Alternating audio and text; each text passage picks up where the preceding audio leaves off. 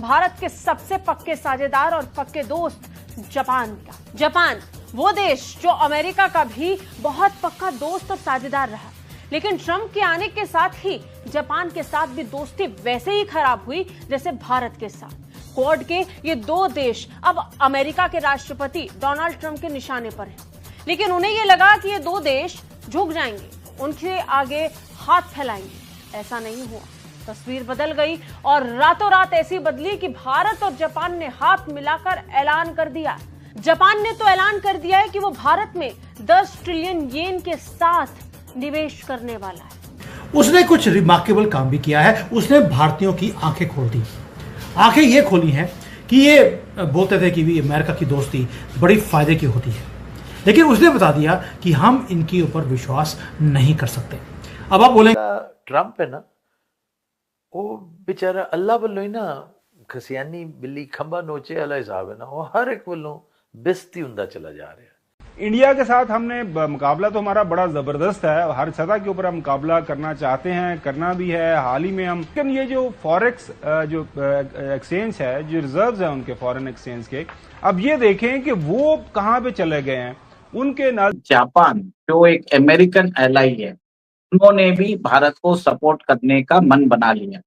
अभी रिपोर्ट्स आ रही है कि भारत के अंदर जापान एक तरह से 10 ट्रिलियन येन एक तरह से इन्वेस्ट करने वाला है।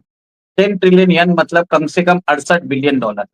और आप ये देख लीजिए कि प्रधानमंत्री Modi ji August 29 to August 31st he is going to Japan. वो बहुत ही अहम टॉपिक्स इसलिए हैं कि दुनिया में इस वक्त दो बड़े विजिट्स हो रहे हैं और ऐसा लग रहा है कि ये जो दो बड़े विजिट्स हैं, ये आने वाला जो मुस्तकबिल है उस पर बहुत अहम, बहुत गहरा इम्पैक्ट डालेंगे।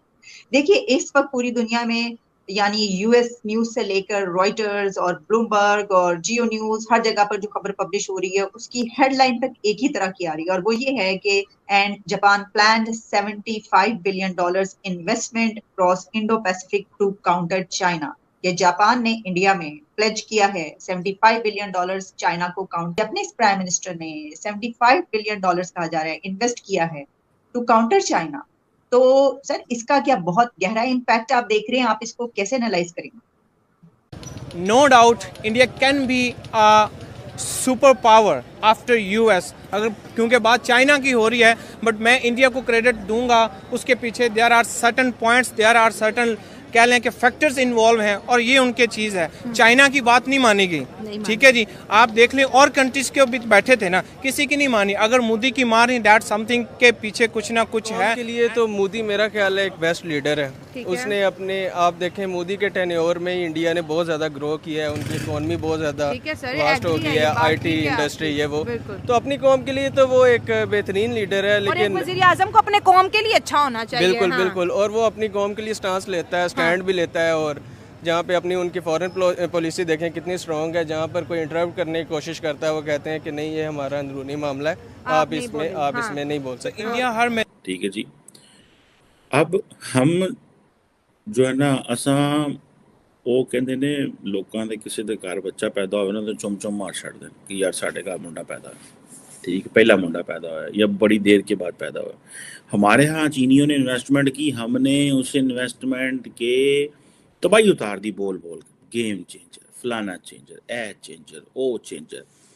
इधर पाकिस्तान में चीन क्या, जापान क्या, पूरी दुनिया भी आके इन्वेस्टमेंट करे, हम उनको नाकाम कर देंगे क्योंकि हम तैयार नहीं है। दुनिया तैयार है, हम तैयार नहीं है। चीज़ इसमें ये है कि जापान जो है वो सारे का सारा अपना वजन इंडिया के पलड़े में डाल गया, और नरेंद्र मोदी जो है उनकी वो जो ग्लोबल साउथ की जो पॉलिटिक्स है, ये जो ग्लोबल साउथ के ऊपर डिस्कशन कर रहे थे नरेंद्र मोदी एंड डॉक्टर जयशंकर, वो सारी की सारी जो डिबेट है उसको एक्सेप्ट कर गए।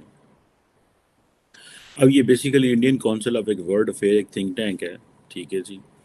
और ये बुलाते हैं, पूरी दुनिया में लीडरशिप को बुलाते हैं।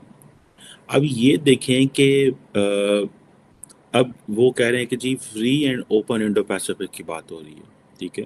और आपको पता है ना, इस चीज़ का मैंने यहाँ पे बड़ी दफ़ा डिस्कशन किया है कि ये जो सारा free and open Indo Pacific का कॉन्सेप्ट था, ये जो जापान के पिछले प्राइम मिनिस्टर जिनको कत्ल कर दिया गया था, शिंजो आबे साहब, ये उनके दौर में 2007 में इंडिया की पार्लियामेंट में, आई थिंक 7 या 4 इंडिया की पार्लियामेंट में ही उन्होंने एक्सप्लेन किया था, और उनको तब समझ लग गई थी ये क्या चीज़ होनी चाहिए, and then the Americans working on that.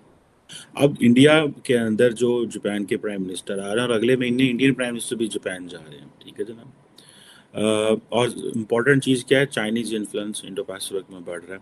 और देखें, मैंने पहले कहा था कि अमेरिका का पाकिस्तान इत्तेहादी बना तालिबान बनाने और ख़त्म करने में, और इंडिया अमेरिका और उसके इत्तेहादियों का इत्तेहादी बना चीन को टफ टाइम देने में।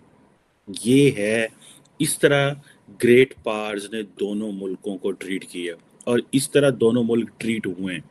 सिंपल सी बात, मैं इसमें ग्रेट पावर्स को नहीं कहता कि उन्होंने ये किया। चॉइसेस स्टेट्स ने अपनी खुद बनानी होती हैं, डिसीजंस स्टेट्स ने खुद लेने होते हैं। जब इंडिया का दिल नहीं था तो इंडिया नहीं पावर कंपटीशन में गया, इंडिया नॉन अलाइनमेंट में चला गया। वो साढ़े तरह, वो जिसे कहते हैं ना, वो पावर हंगरी नहीं थे, वो नहीं गए, ठीक है जी। अब ये जो चीज़ है, इसको हमें we have to look at very carefully. अब वो कह रहे हैं कि जनाब हम इंडिया के अंदर क्वालिटी इंफ्रास्ट्रक्चर इन्वेस्टमेंट लेंगे, ठीक है जी, और वो जो कि इन लाइन होगा G20 ग्रुप के, ठीक है जी।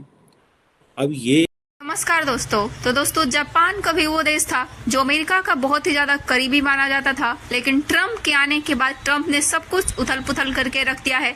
जिस तरीके से उन्होंने भारत के साथ रिश्ते खराब किए, सेम जापान के साथ भी उनका वही हाल है।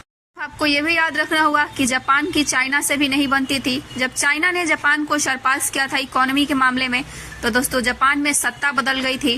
जापान को सरपास भारत ने किया, तो दोस्तों उस समय जापान में कुछ भी उथल पुथल नहीं हुई, क्योंकि जापान कभी भी इंडिया को अपनी राइवल के तौर पर नहीं देखता है। दोस्तों, जापान ने ऐसा अनाउंसमेंट कर दिया है कि जिसके बाद सुनने के बाद तो अमेरिका हो या फिर चाइना, सबके होश उड़े पड़े हैं। जापान ने कहा है कि भारत में 10 ट्रिलियन येन का इन्वेस्टमेंट करेगा, यानी कि अगर हम इसको देखें कि डॉलर में, तो लगभग 68 ट्रिलियन डॉलर बनेगा।